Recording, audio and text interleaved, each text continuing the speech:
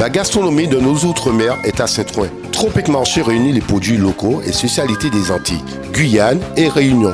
Les boissons, l'épicerie, les fruits et légumes, les poissons, les recettes du traiteur et même la boucherie. Tout est là pour vous régaler avec les goûteuses saveurs de nos tropiques. Pour un Noël de tradition, jambon, boudin, cochon, pâté, lambi et autres délices vous attendent. Notre équipe est à votre service et vous conseille. Joyeux Noël! Guadeloupe, actualité. Et en début de semaine, 2 corps sans vie étaient retrouvés, l'un égorgé sur la plage de Viard et l'autre calciné dans un véhicule à Goyave. 2 crimes liés et perpétrés par un homme qui passait sur la plage de Viard et s'en est pris aux 2 jeunes sans aucune raison apparente. Interpellé mercredi, après avoir été localisé par son téléphone portable, il a reconnu sa présence sur la plage de Viard et avoir porté des coups par arme blanche à Joël et Lorna. L'auteur des homicides a ensuite conduit une voiture jusqu'à Goyave afin de faire disparaître les preuves. On fait le point avec le procureur de la République de Pointe-à-Pitre, Madame Caroline Calbeau. C'était donc le matin du 3 décembre. Nous avons été appelés avec les services de gendarmerie sur la découverte du corps d'un jeune homme égorgé sur la plage de Viard.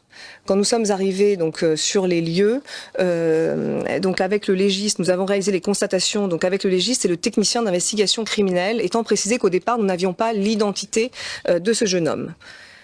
Ce n'est que plus tard dans la journée qu'une jeune femme s'est présentée indiquant que une femme avait disparu, une certaine Lorna, qui avait rendez-vous avec Joël sur la plage de Viard, et les éléments d'identification de Joël correspondaient à ce corps retrouvé sur la plage. Nous avons tout fait pour essayer de retrouver Lorna, enfin surtout les services de gendarmerie, et je tiens vraiment à féliciter le travail de la section de recherche pour intervenir le plus tôt possible. Malheureusement, nous ne l'avons pas trouvé, et ce n'est que le lendemain que le corps un corps a été découvert calciné dans une voiture à Goyave, et les confirmations ADN de Joël et de Lorna ne sont intervenues que postérieurement. Plusieurs pistes d'enquête ont été travaillées, et la dernière, liée à l'étude de la téléphonie, du bornage et de la vidéosurveillance, a permis d'identifier un homme de 34 ans qui est domicilié à Petit-Bourg, qui fréquentait régulièrement cette plage et donc qui serait intervenu ce soir-là, qui les aurait croisés, et en tout cas tout le bornage révélait bien que c'était lui. Il a été localisé puis interpellé lors de sa garde à vue qui vient de se terminer. Il a effectivement reconnu avoir été présent ce soir-là sur la plage de Viard. Il a reconnu également avoir porté des coups avec une arme blanche aux 2 jeunes gens qu'il a croisés sur cette plage-là, puis ensuite avoir conduit la voiture jusqu'à Goyave et pour la calciner, pour la brûler, afin de faire disparaître toute preuve.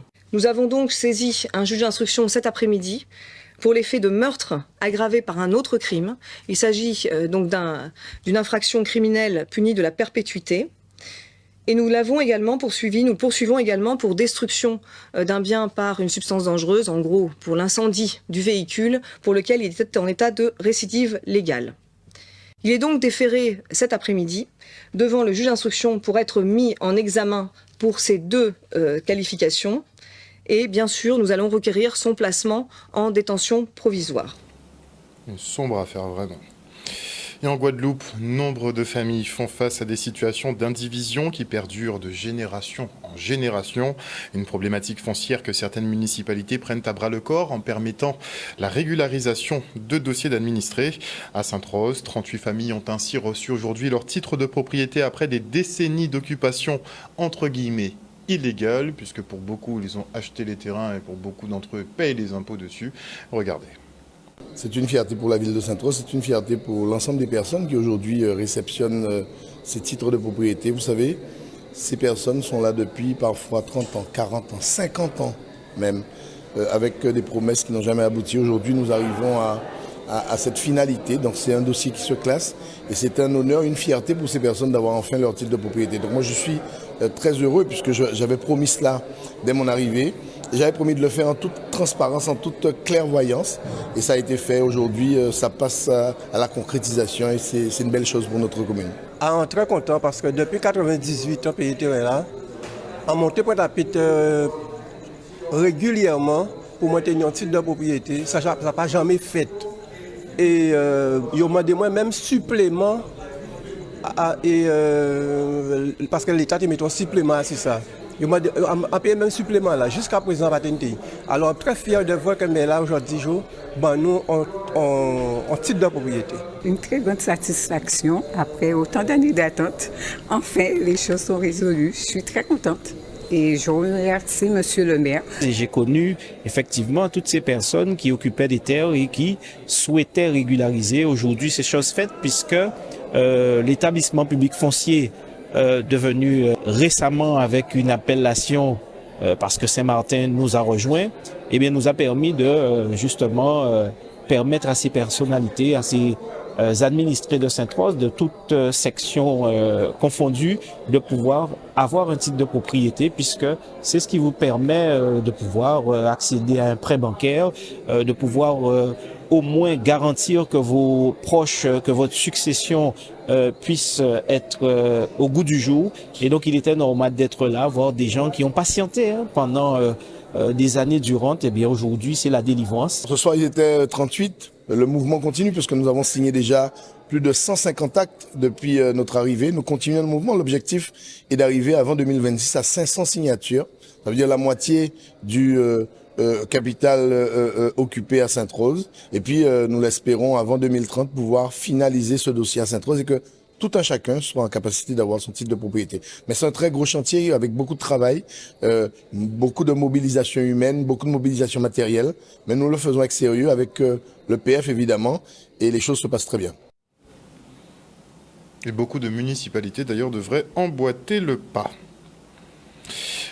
Et le 9 décembre 1905, la loi de séparation de l'Église et de l'État est votée. Cette dernière a introduit le principe de laïcité qui acte la neutralité de l'État vis-à-vis de toutes les religions.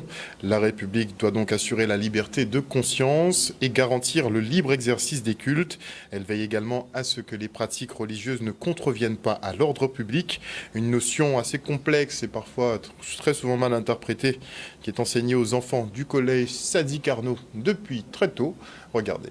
Nous sommes le 8 décembre, c'est vrai, mais demain nous allons commémorer donc l'anniversaire de la loi de séparation de l'Église et de l'État qui date donc du 9 décembre 1905. Donc c'est une loi particulièrement importante puisqu'elle a permis de mettre en place le principe de laïcité. C'est toujours important de rappeler l'ensemble des valeurs de la République. Ce sont les fondements même de notre démocratie et nous sommes, je crois, tous attachés à pouvoir les préserver.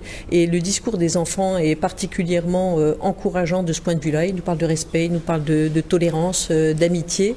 C'est le vivre ensemble. Ils sont très touchés dans notre établissement par la tolérance, par tout ce qui se rapporte à la discrimination. En fait, il y a plusieurs communautés. Il y a des communautés différentes dans notre établissement scolaire. Nous avons des élèves originaires de Guadeloupe, mais nous avons également des élèves originaires de République dominicaine, d'Haïti.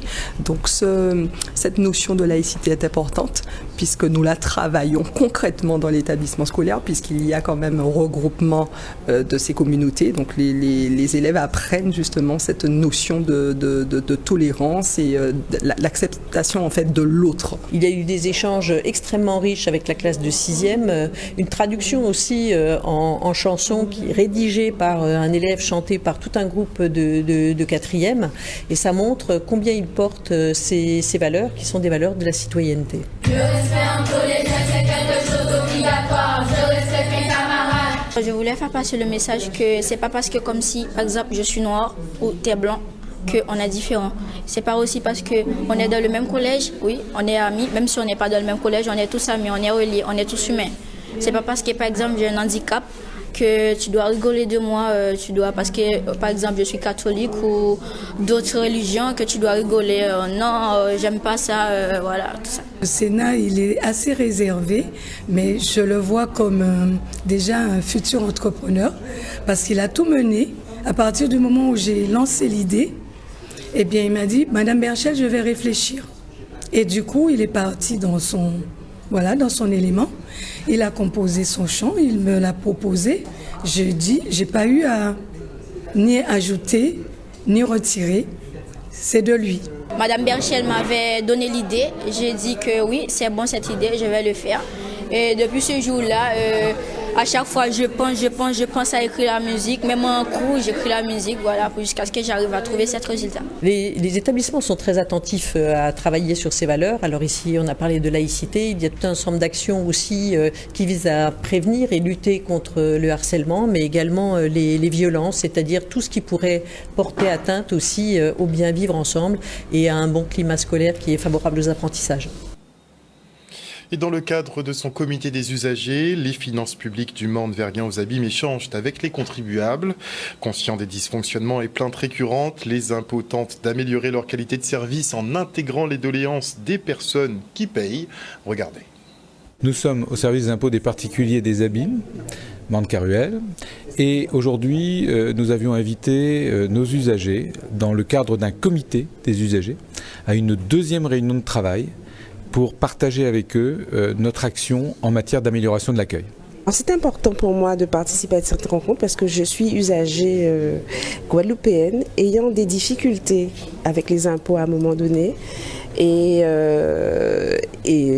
étant venue plusieurs fois à 4 h du matin, quand ils ont sollicité du monde, je me suis dit je viens mettre un point d'honneur à parler des difficultés. Nous les avions réunis une première fois le 15 septembre et les usagers avaient eu la parole. On avait donné la parole à nos usagers et ils nous avaient fait part de beaucoup de mécontentement, de demandes d'amélioration.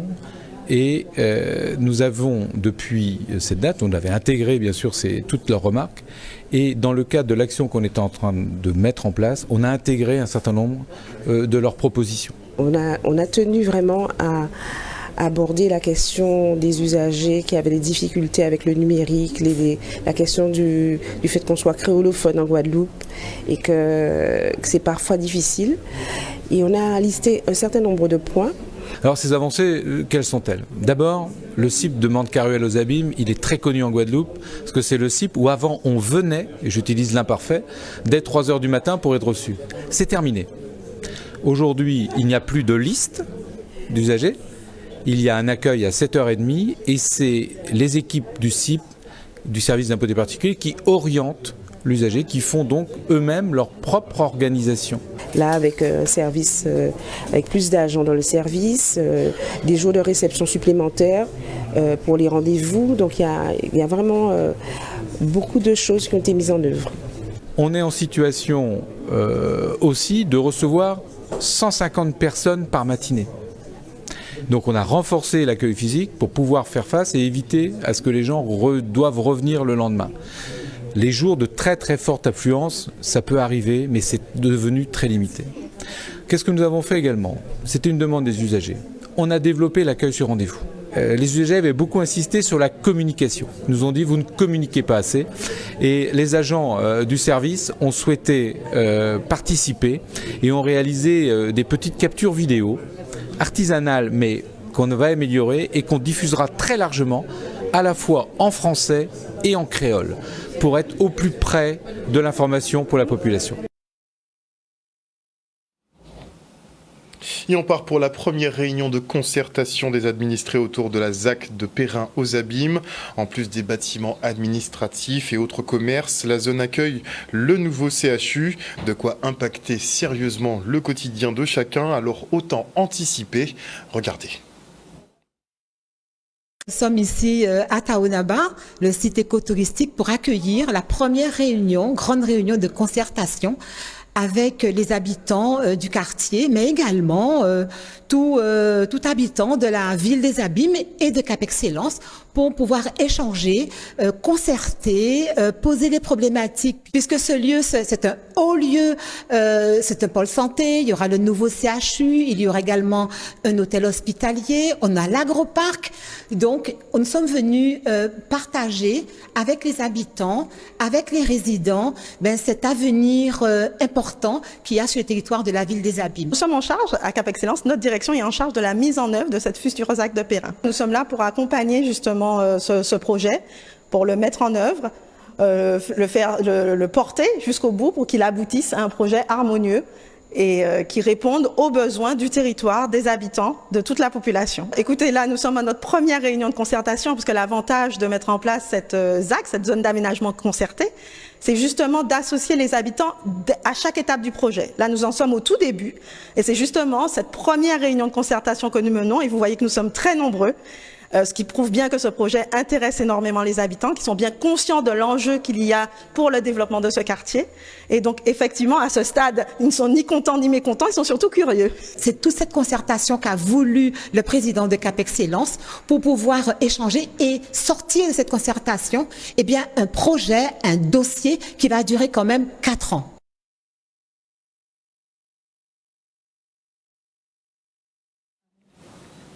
Retour maintenant sur la cérémonie d'ouverture de la 19e édition de Jarry en Fête, qui annonce également le supermarché Joue à Tradition. Supermarché, pas la grande surface, hein, le supermarché. Regardez. Ce soir, 19e édition de Jarry en Fête, et comme à l'accoutumée, eh bien, nous rencontrons les chefs d'entreprise. Bien sûr, Jarry en Fête avec des temps forts, le traditionnel Les Roses à Mansoso, mais aussi également un moment tant entendu par l'ensemble des Guadeloupéens et des Bémaoussiens. Je veux parler du chanté Noël avec Kassika. Et ça, c'est le 23.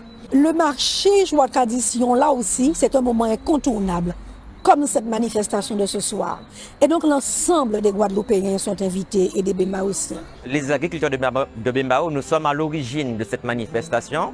Et en 2004 exactement, nous avons créé le marché agricole qu'on appelle Joue à Tradition.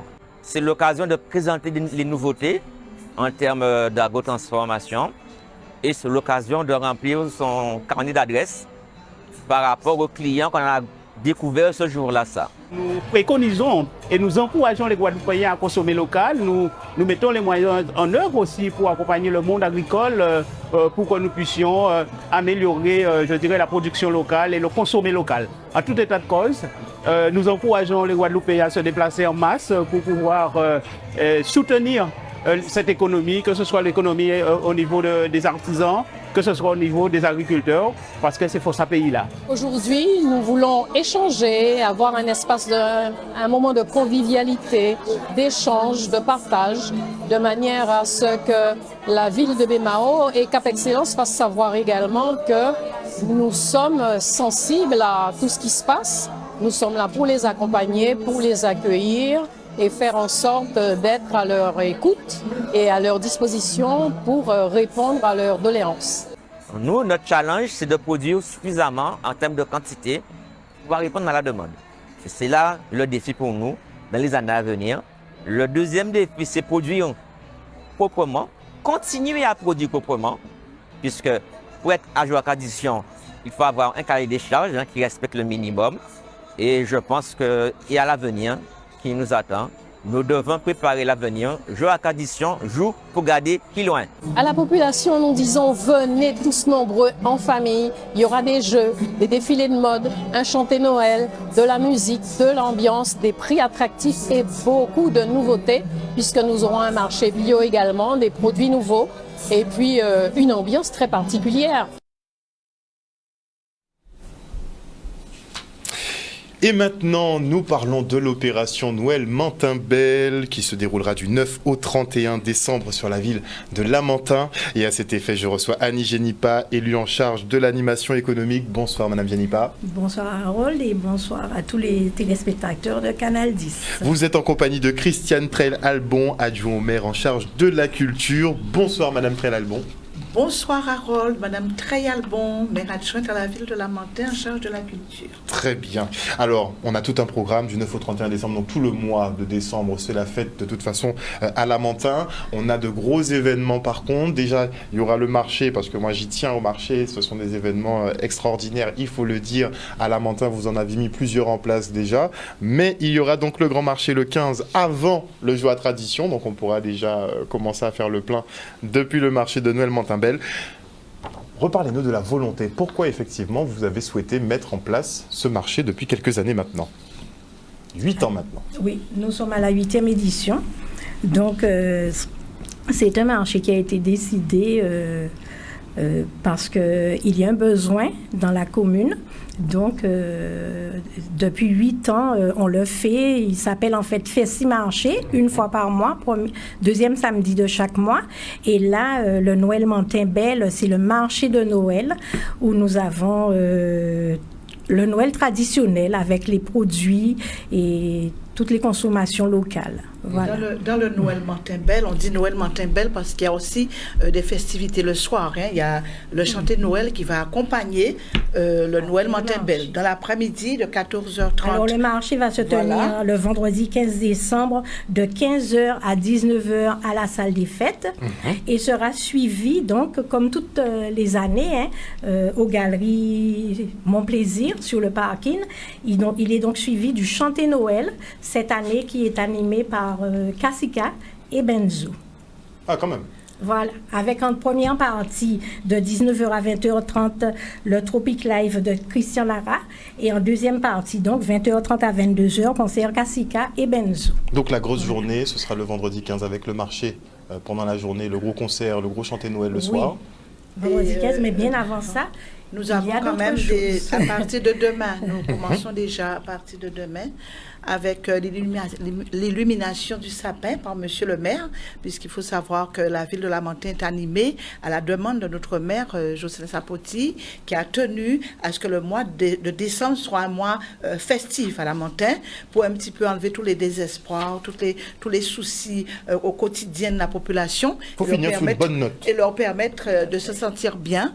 Donc nous avons concocté ce programme qui a commencé d'ailleurs depuis le 6, parce que le 6, nous avons eu quand même l'animation, les ateliers avec le pôle jeunesse et enfance, et nous avons dû recevoir des enfants avec leurs parents, des ateliers de cuisine, etc.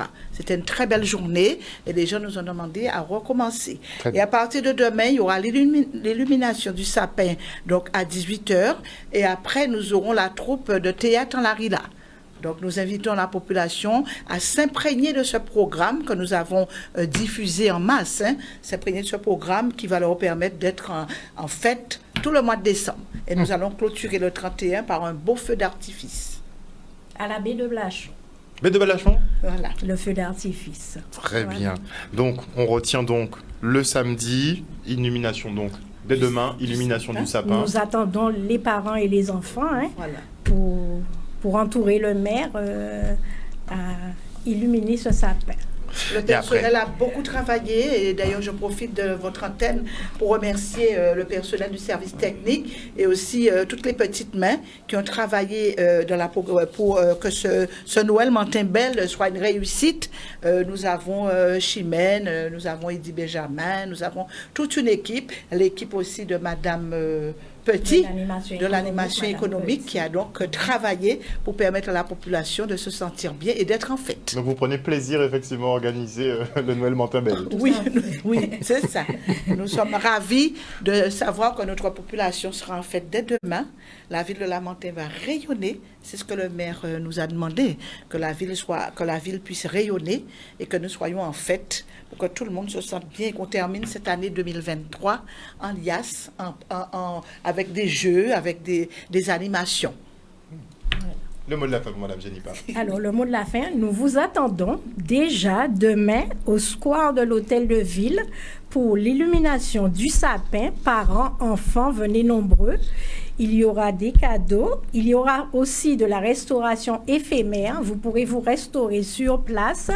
Puis, vous avez le programme sur la page Facebook de la ville de Lamentin, Guadeloupe, surtout, aussi sur Instagram. Donc, le programme de tout le mois. Et aussi, donc, nous vous attendons également le 15 décembre. Pour le marché. Pour le marché. Et ensuite, le chanté Noël de Kassika. Puis ensuite, n'oubliez pas le 31 décembre, minuit, baie de Blachon, pour le grand feu d'artifice. Le 22 aussi, nous n'avons pas passé la journée du 22, mais le 22, nous avons aussi des animations. Tout cela se passe sous la place de la mairie. Donc les gens seront pour les enfants, pour les familles. Pour les familles, il y aura le Père Noël, il y aura des marionnettes. On a pensé à tout le monde. On a pensé aux mamies, on a pensé aux papis, on a pensé aux enfants. Toutes les couches de population, toute la couche de population a été intégrée dans ces festivités. Donc on retient, on commence demain avec l'illumination du sapin, Voilà. les cadeaux pour les enfants. Et il y aura aussi le théâtre en Larilla, ce sera à partir de 20h. Le vendredi, on a le grand marché de Noël. On aura aussi effectivement donc le concert Kassika et Benzo au niveau du centre commercial Mon Plaisir. On espère qu'il y aura assez de place pour cette année. Hein. Et vous avez aussi donc le vendredi 22 décembre prochain, il y aura toute une série d'activités sur le square de l'Hôtel de Ville à partir de 16h30 pour les familles. Des surprises et une maquilleuse pour les enfants. Et le 22 décembre. Et le Donc, coup parents, Oui. vous emmenez vos enfants. Voilà. En tout cas, merci à cette belle population. Nous vous attendons et nous allons faire la fête avec vous. Très Et votre maire, c'est votre maire, le maire de Lamentin, qui va illuminer le sapin demain à 18h.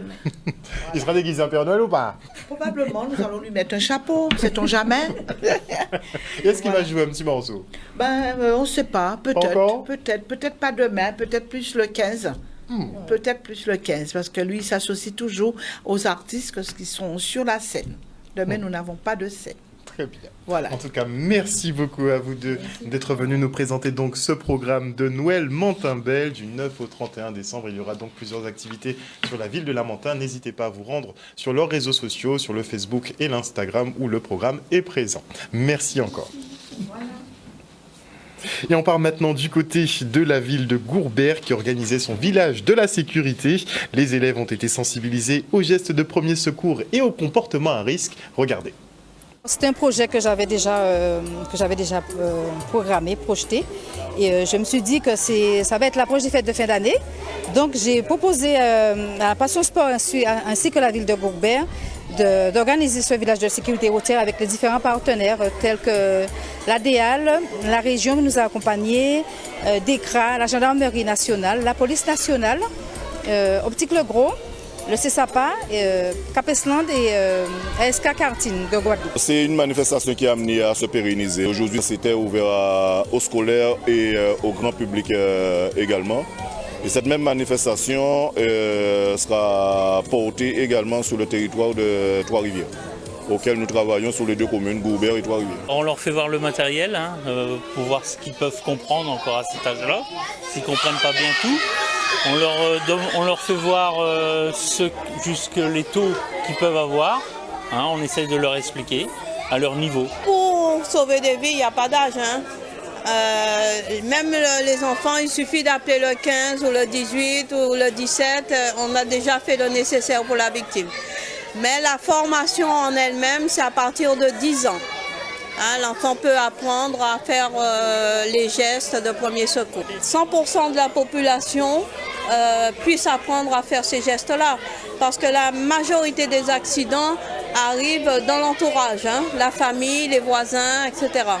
Donc c'est vraiment important que chacun sache quoi faire pour aider l'autre. On part maintenant pour le café littéraire de la ville des Abîmes. Des jeunes plumes ont été mises à l'honneur comme Lénie Beaubois, auteur de l'ouvrage 4e étage qu'il a édité pendant le confinement. Regardez.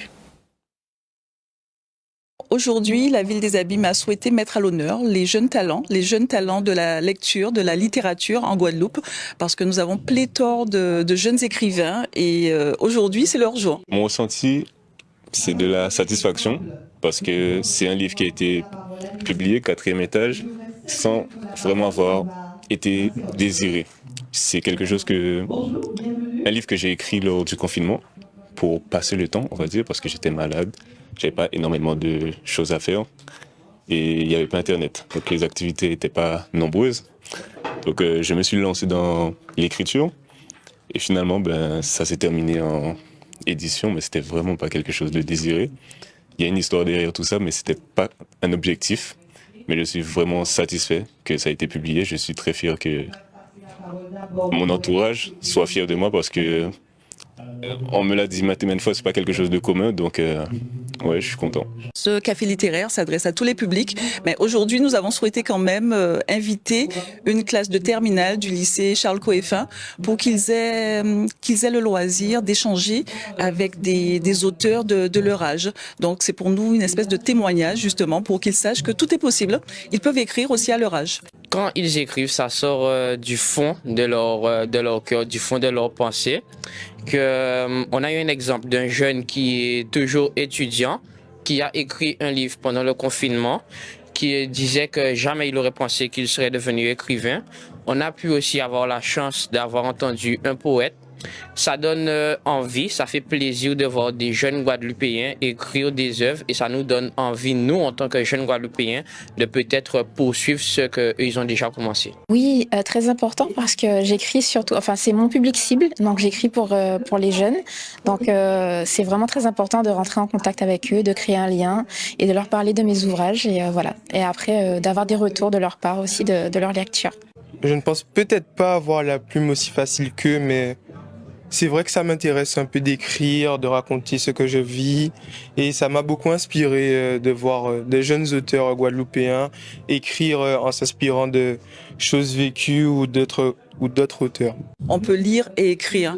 Il faut vraiment qu'on trouve la clé d'entrée pour que nos jeunes lisent. Enfin, pour que tout un chacun lise, mais c'est surtout ce public d'adolescents que j'ai envie de toucher, pour lequel j'ai envie de susciter cet intérêt pour la lecture et la littérature. On a une belle littérature ici et ces jeunes talents sont le témoignage de cette belle littérature. ONews Radio, toute l'actualité nationale et des Outre-mer.